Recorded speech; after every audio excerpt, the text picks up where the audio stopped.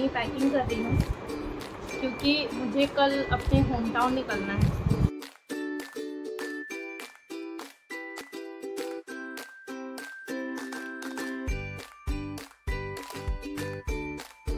Hello everyone, welcome back to my channel. I am Nisha और आज मैं काफ़ी लंबे टाइम के बाद ब्लॉग लेके आ रही हूँ, अपना रेगुलर ब्लॉग।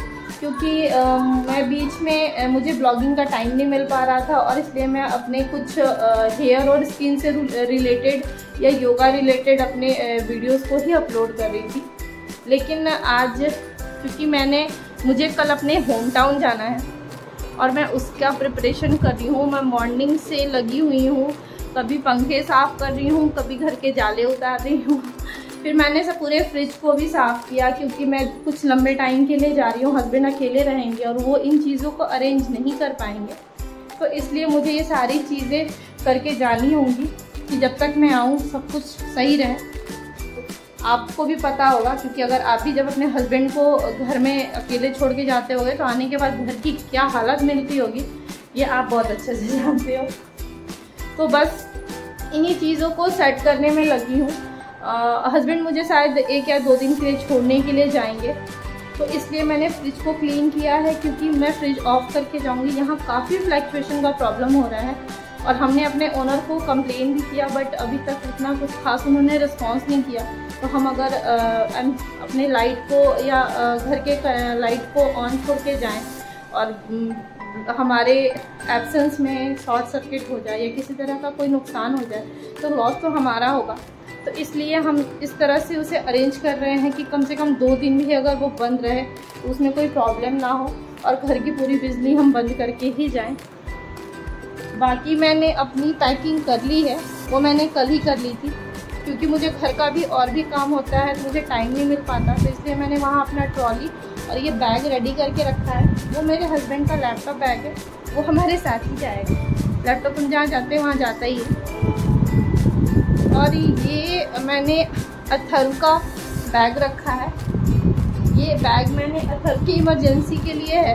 अथर्व की सारी चीज़ें मैं इसमें अरेंज करके रखती हूँ। अथर्व की जो भी ज़रूरत की चीज़ें होती हैं। नॉर्मली मैं ट्रैवल्स में नॉर्मल गाय का दूध प्रेफर नहीं करती क्योंकि दूध अभी गर्मी बहुत है।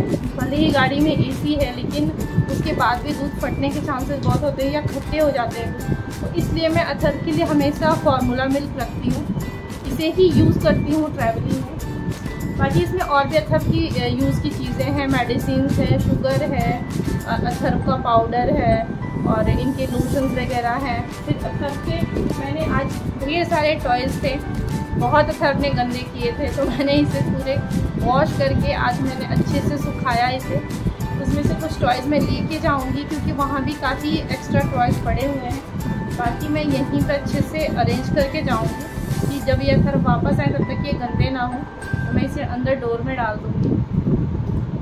और बस अपनी इन्हीं प्रिपरेशंस में लगी हुई हूँ।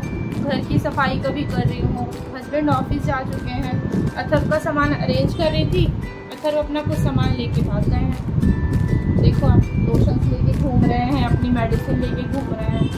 तो ये इनके कुछ इमरजेंसी की मेडिसिन है, जैसे फीवर के लिए पैरासीटामोल हो गया या फिर विक्स बेबी रब हो गया, जो बच्चों को इमरजेंसी में ज़रूरत पड़ जाती है। मौसम थोड़ा भी चेंज हो जाता है तो उनको जुकाम हो जाता है, नोज़ इनके ब्लॉक हो जाते हैं। तो इसके वजह से मैं इनकी चीज़ों को हमेशा इनके बैग में अरेंज रखती हूँ कि मुझे इनके लिए कोई प्रॉब्लम ना हो। अभी अपने सामान को लेके ये बालकनी में भाग गया है। देखो आप, ये बहुत बदमाश है, मुझे बहुत परेशान करता है। मैं अकेले इसे लेके बहुत परेशान हो जाती हूँ। तो मैं बहुत खुश भी हूँ कि मैं कुछ टाइम के लिए घर जा रही हूँ। वहाँ इसके चाचू हैं, दादी हैं, दादू हैं, तो मुझे इससे रिलीफ मिल जाता है, थोड़ा टाइम मिल जाता है। और घर के काम तो किचन के काम ऑब्वियस है, यहाँ भी है वहाँ भी है। तो सबसे बड़ी रिस्पॉन्सिबिलिटी ये है बच्चे की। अगर घर के बड़े हमारे बच्चों को संभाल लेते हैं ना, तो हमें फिर और कोई बर्डन लगता ही नहीं है। घर का काम तो रेगुलर होता है, वो तो हमें डेली बेस पे करना ही है। तो बस मैं इनसे रिलीफ हो जाऊंगी कुछ टाइम के लिए, और मैं थोड़े लंबे टाइम के लिए जा रही हूँ। तो जब आऊँगी तो फिर से मैं आपको इन्फॉर्म करूँगी कि मैं गुड़गांव वापस आ गई हूँ। यहाँ का तो वेदर बहुत ही बुरा है, बहुत गर्मी है यहाँ पे। अगर घर में एसी ना हो तो बहुत ही बुरा हालत हो जाएगा। अब देहरादून में भी ऐसे घर वाले बता रहे हैं कि वहाँ भी काफ़ी गर्मी है। असर नहीं करो चीज़ों को नहीं फैला। तो आप मैंने इनका बैग अरेंज किया है और ये चीज़ें निकाल के बाहर फेंक रहे हैं। से हेलो, हाय, फ्रेंकीज दे दो, एक फ्रेंकीज दे दो, फ्रेंकीज दे दो, आप दे दो, फ्रेंकीज दे दो। जय कर रहे हो, जय कर दो, जय कर दो, हाथ ऊपर करो, हाथ ऊपर करो, अब फ्रेंकीज दे दो। तो मम्मा को मीठी दे दो, आज मम्मा को मीठी नहीं, मम्मा गुस्सा हो जाएगी अगर मैं बोलती हूँ कि मैं रोऊंगी तो असल मेरी बात मानते हैं। मम्मा से इतना ही प्यार है, बाकी मेरी कोई बात नहीं मानते, चीज़ों को बस फैलाते हैं। मैं पूरे दिन समेटती हूँ, पूरे दिन फैलाते हैं।